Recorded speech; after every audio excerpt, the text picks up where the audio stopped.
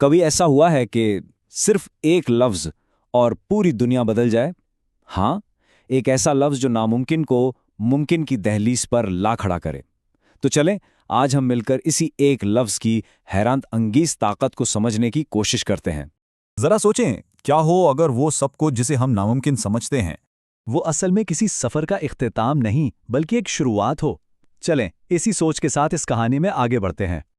ہماری یہ کہانی بہت پہلے ایک ایسی جگہ سے شروع ہوتی ہے جو شہر کی گہما گہمی سے بہت دور تھی، ایک خاموش کوشہ جہاں صرف سکون تھا اور گہری سوچ۔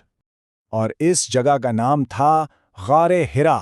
جی ہاں، وہی پناہ گاہ جہاں پیغمبر اسلام حضرت محمد صلی اللہ علیہ وسلم دنیا کے شور سے الگ ہو کر اپنے باطن کے سکون کو ڈھونڈنے جایا کرتے تھے۔ اس غار میں یوں لگتا تھا جیسے وقت رک گیا ہو، کوئی آواز نہیں، کوئی انسان نہیں، بس ایک گہری خاموشی تھی اور اوپر ستاروں سے بھرا آسمان جو کائنات کے رازوں پر غور کرنے کی دعوت دیتا تھا۔ یہ صرف خالی بیٹھنا نہیں تھا بلکہ یہ تھا التفکیر، یعنی گہرائی میں جا کر سوچنا، اپنے ارد گرد کی دنیا کو، اس کے بنانے والے کو سمجھنے کی ایک سچی لگن۔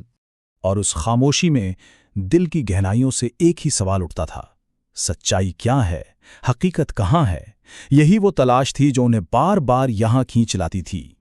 اور پھر ایک رات اسی خاموشی میں ایک آواز گونجی، ایک ایسا لمحہ آیا جس نے نہ صرف ان کی زندگی بلکہ آنے والی پوری انسانی تاریخ کا رخ موڑ دیا۔ فرشتہ جبرائیل علیہ السلام ایک پیغام لے کر نازل ہوئے اور انہوں نے صرف ایک لفظ کہا، اقرا، جس کا مطلب ہے پڑھو۔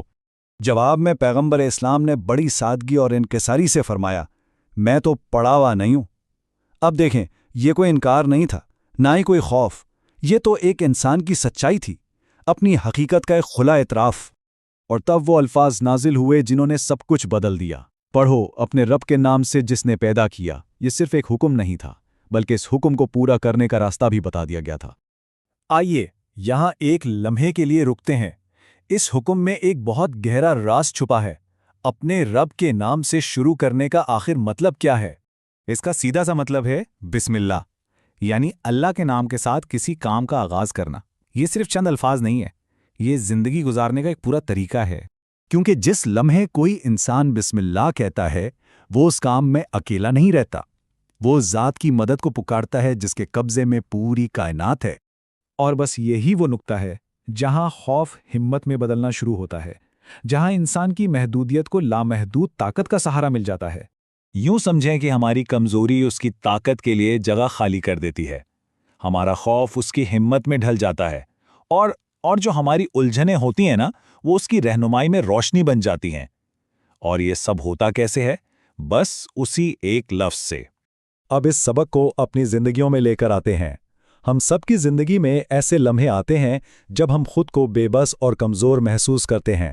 دل میں اکثر یہ خیال آتا ہے کہ یہ بہت مشکل ہے، یہ تو ہو ہی نہیں سکتا، یا مجھ سے یہ نہیں ہو پائے گا۔ یہی وہ سوچیں ہیں جو ہمیں آگے بڑھنے سے روک دیتی ہیں۔ لیکن یہاں ایک گہرا سچ یاد رکھنے کی ضرورت ہے۔ انسان کے لیے بہت کچھ ناممکن ہو سکتا ہے، لیکن اس ذات کے لیے کچھ بھی ناممکن نہیں۔ تو اگلی بار جب کوئی پہاڑ جیسا چیلنج سامنے آئے تو بس 3 قدم اٹھانے ہیں۔ پہلا، اس چیلنج کا سامنا کریں۔